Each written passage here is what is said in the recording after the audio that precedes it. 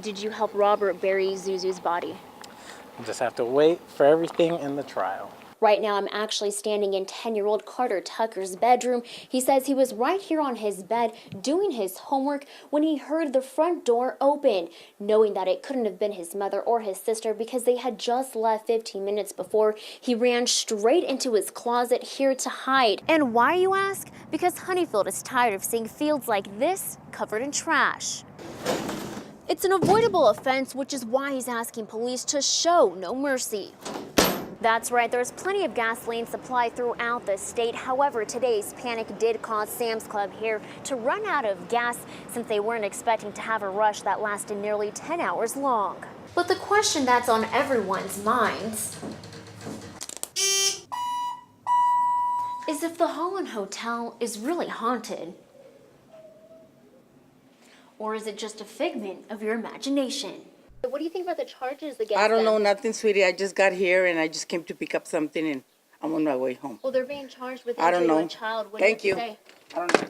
There's no doubt about it that DPS troopers spend most of their time working car crashes. In fact, between Lovington Ward and Reeves County alone, they're averaging 50 crashes a month. Shelby, this is the spot where Tony Rojas was attacked last night. In fact, you can still see scattered glass and bloodstains from when the soon-to-be father of two was shot. Citadel Investigations and Security is the name of that company, and owner Robert Rawls tells me that he wasn't too surprised to learn that Rance Struck had fired his gun right here in this parking lot just 24 hours ago. Last night, Chris Estrada walked through this door at around 8:40. We had a chance to speak with him briefly as he waited for his ride, and he's claiming he's still innocent. After 124 days in jail, Chris Estrada is walking out, and according to him, as an innocent man. Did you see this coming, that you were going to be a suspect? No, I did not. Given the mounds of evidence investigators have collected in the case, I asked Estrada if any of the accusations he's facing are true. Did you help Robert bury Zuzu's body? We'll just have to wait for everything in the trial. Okay. What did you think about the hair that they found in your car? They said it matches Zuzu's mom's maternal line. Same thing. We'll cross that bridge at trial. Was she in your car, though, recently, or? We'll just have to see. I haven't seen any of the evidence myself, so I can't really make a statement on it. Then there's Robert Fabian, Estrada's best friend who's been indicted for the murder of Zuzu. Estrada tells me he only saw Robert once while in jail, but from a distance. Do you think Robert's guilty? I do not. You're still standing behind him? What was your reaction when you found out that they found her body? Reaction? Yeah, what went through your mind when you learned that her body was found? Guess I was happy for the family. That's at least something they wanted. With his attorney by his side, Estrada says he feels confident about the next step in this case, the trial. Estrada tells us that he will be staying in Marathon for the time being, but plans to move to El Paso where he hopes to find work. Reporting from inside the Brewster County Jail, DeAnn Lopez, CBS 7 News. 23 on pump 4. All day long, drivers in Midland and Odessa scrambled to the nearest gas station to fill up. I got a phone call from my mother that we needed to get gas to fill up because we live in Gardendale. I heard there was going to be a shortage on gas and the prices were going to go up.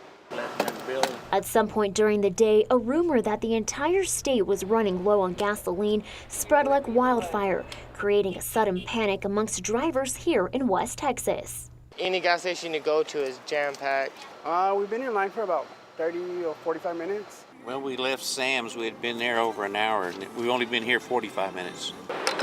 The scare prompted Texas Railroad Commissioner Ryan Sitton to address the hysteria. In a press release, he writes, while some refineries have shut down or are operating at reduced capacity due to Hurricane Harvey, plenty of refining capacity is still online, and we have more than 230 million barrels of gasoline supply in Texas to meet needs. But still, some wanted to be safe than sorry. Unprepared for the rush of cars, several gas stations were drained of their supplies temporarily. Again, the Texas Railroad Commissioner wants drivers to know there's no need to be alarmed. However, gas prices could climb within the next few weeks. Reporting live in Odessa, DeAnn Lopez, CBS 7 News. Meet 8-year-old Jordan Costilla. Go! To his surprise, this Christmas just got a little more jolly for him and his mom. Christmas, sir. The Texas Tactical Jeep Club caught wind that Jordan was having a hard time dealing with something no child his age should have to go through. So they did the only thing they knew how to and brought him some holiday cheer. Thank you. Ooh, yay, more Legos. A lot of times we're all about, family and all about ourselves today, but just to take time out and to have the people, the other Jeep Club members come out here and reach out to them and say, hey, we're sorry for what happened this year, but we want to bless you in this way. But behind Jordan's big brown eyes and infectious smile lies a broken heart that no amount of presents in the world could begin to mend. Mommy, how you been? For Daddy, do you miss Daddy? Me too. This past 4th of July, Jordan's dad died in a car crash as he was heading back to work. He was really my inspiration, really. I have a big family, he was one of my #1 people that I really liked in my life. And I'll do anything to get him back, like I said. Anything. As you can imagine, Jordan has experienced different stages of grief, which is why his mom is overwhelmed that complete strangers reminded him that he's loved and cared about.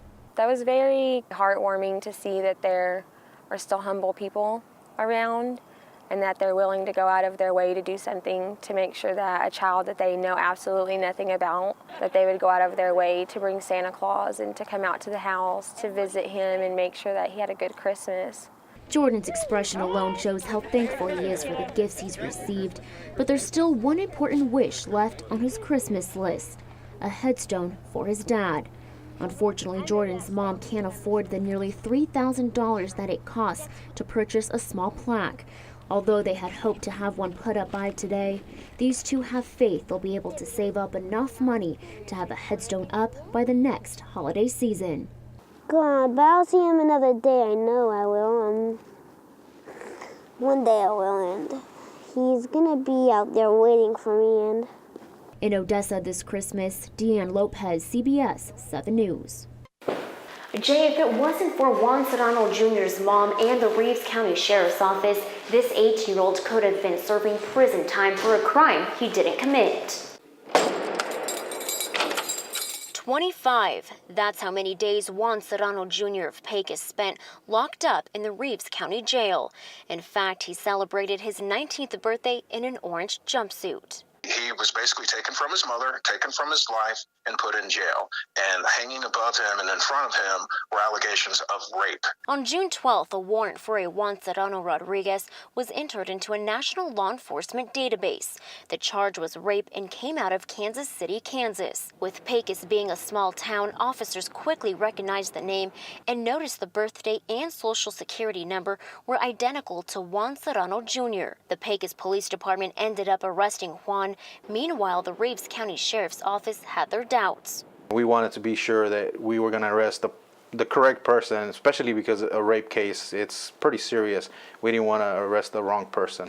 Captain Ernesto Lascano's intuition turned out to be right. The first thing he noticed was the middle name Rodriguez. Juan Jr. doesn't have a middle name. As any concerned parent would do, Juan's mother did some research of her own and found the mugshot of the actual suspect on the Wyandotte County Detention Center's website. When she showed me this, she showed me the picture of a Juan Rodriguez Serrano with the exact same charge and the date and everything. At that point, we figured, okay, then we must have the wrong person. Between his school records, social security card, and birth certificate, Lascano and a Kansas City investigator were able to clear Juan of this crime just in time. The now 19-year-old was en route to Kansas when the officers transporting him were given the order to turn around and release him back home. Juan is very upset. He's traumatized. And I don't throw those words around lightly, but the amount of time he spent in jail The things that were being said and done to him, not only by the inmates, but by the cold and somewhat indifferent behavior from some of the police personnel, he suffered way too much. Now Juan and his attorney are determined to find out how this mistake could have happened. In Pecos, DeAnn Lopez, CBS 7 News.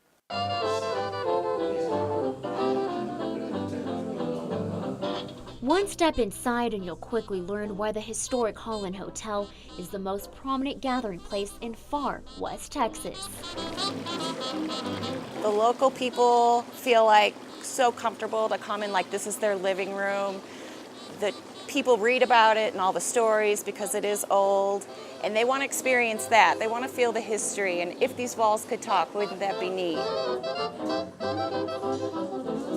Back in 1912, rancher John Holland had the brilliant idea to open the town's first hotel for travelers. Then, 16 years later, it expanded to the current building, which operates solely as the hotel today. Throughout its history, it's gone through a lot of different owners. It's been converted to an office building and back to a hotel. Really, all kinds of businesses have occupied the lobby, from barber shops to the Alpine Bank was there for 20 years, which was actually in the original part of the hotel. Today, the Mallory family is the proud owner of the Holland. Historic hotels seem to have they're either overdone or underdone or sort of too hip.